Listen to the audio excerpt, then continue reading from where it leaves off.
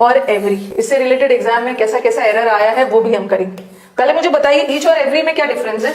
Each और every में सब बताओ, सब इसके जड़ तक जाते हैं। जो ईच होता है, ईच जो होता है वो प्रोनाउन का भी काम करता है और ईच जो है वो एडजेक्टिव का भी काम करता है। ठीक है, ईच प्रोनाउन का भी काम करता है, ईच एडजेक्टिव का भी काम करता है। लेकिन जो एवरी है, ये एवरी सेंटेंस में कभी भी प्रोनाउन का काम नहीं करेगा। एवरी जब भी काम करेगा एक एडजेक्टिव का ही, क्योंकि एवरी के बाद हमेशा एक नाउन का आना जरूरी है।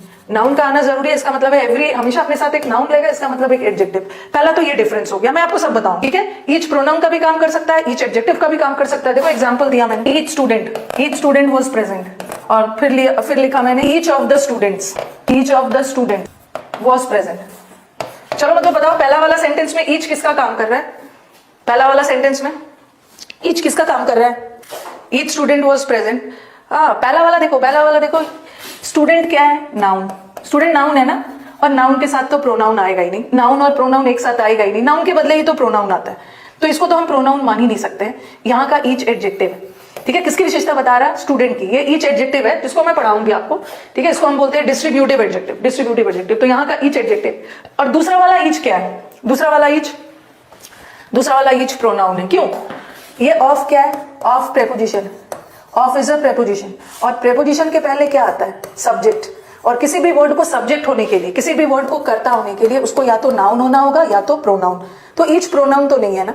ठीक है, बहुत सारे स्टूडेंट्स में से एक की बात हो रही है, तो ये ईच किसके लिए यूज हुआ है? स्टूडेंट के लिए। और ये सब्जेक्ट है, सब्जेक्ट होने के लिए नाउन तो नहीं है, ये प्रोनाउन है। तो यहाँ का ईच प्रोनाउन।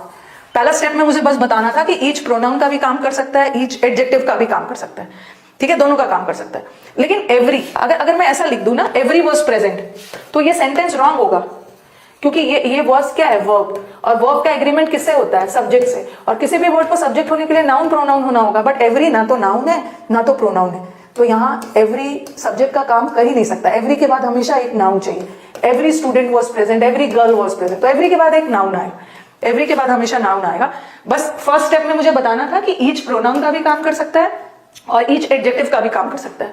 और एवरी एडजेक्टिव का प्रोनाउन का काम कभी नहीं करेगा, जब भी करेगा एडजेक्टिव का करेगा। और एवरी के बाद हमेशा एक नाउन चाहिए। ठीक है, सबसे इंपॉर्टेंट और दूसरा डिफरेंस है ईच और एवरी। एक तो मैंने प्रोनाउन और एडजेक्टिव वाला बता दिया, और दूसरा ईच कितने के लिए यूज होता है? ईच फॉर 2 के लिए भी यूज होता है और मोर देन 2 के लिए भी यूज होता है। ये मत समझना कि ईच 2 के लिए और एवरी 2 से ज्यादा के लिए। ईच 2 के लिए भी यूज कर सकते हैं, मोर देन 2 के लिए भी यूज कर सकते हैं, बट एवरी हमेशा मोर देन 2, एवरी हमेशा 2 से ज्यादा। यस, बट ईच 2 के लिए भी और 2 से ज्यादा के लिए भी।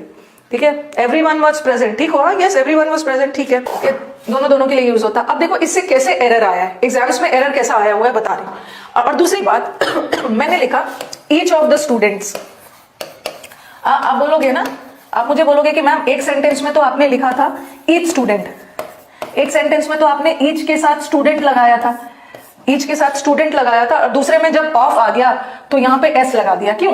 क्योंकि जब भी ऑफ आ जाता है ना तो हम सिलेक्शन करते हैं। ठीक है, चुनते हैं, और सिलेक्शन हमेशा 2 या 2 से ज्यादा के लिए होता है। तो जब 2 या 2 से ज्यादा के लिए होगा तो प्लूरल लगाओगे ना, ईच ऑफ द स्टूडेंट्स, मतलब बहुत सारे स्टूडेंट्स हैं और बहुत सारे स्टूडेंट्स में मैं प्रत्येक की बात कर रही हूँ। ठीक है, एक करके एक की बात कर रही हूँ। तो हम जनरली ईच किसके लिए यूज करते हैं? इंडिविजुअल के लिए। कोई ग्रुप है, जैसे ये हमारा क्लास चल रहा है, क्लास तो एक ही है ना। जैसे आप सारे स्टूडेंट्स ने मिलके एक ग्रुप बनाया। ठीक है, ये ग्रुप बनाया और इसी ग्रुप का नाम क्लास है, और इस क्लास में बहुत सारे स्टूडेंट्स हैं, तो मैं एक स्टूडेंट की बात करूंगी ना, तो मैं क्या बोलूंगी? ईच। तो ईच यूज होता है for the group, for the individual. अरे एवरी यूज होता है हम कलेक्शन या ग्रुप के लिए यूज करते हैं। कलेक्शन बहुत सारे समूह मिलके जब एक बनाता है, ग्रुप बनाता है, उसके लिए हम एवरी यूज करते हैं।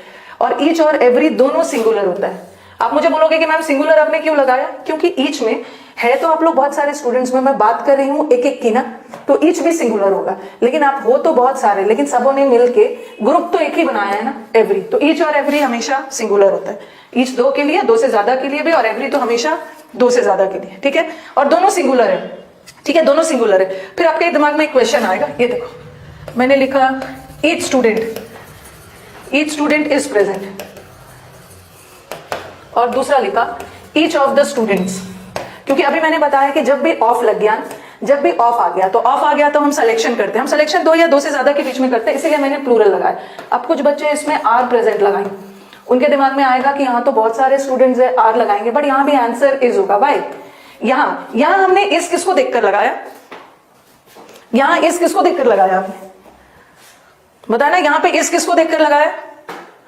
ये जो वर्ब है, वर्ब हम किसको देखकर लगाते हैं, अपने सब्जेक्ट को, क्योंकि सब्जेक्ट ने एग्रीमेंट किया है वर्ब से, सब्जेक्ट ने एग्रीमेंट किया है वर्ब से, क्या कि अगर सब्जेक्ट सिंगुलर वर्ब भी सिंगुलर, सब्जेक्ट प्लूरल वर्ब भी प्लूरल, तो यहाँ का ईच एडजेक्टिव का काम कर रहा था।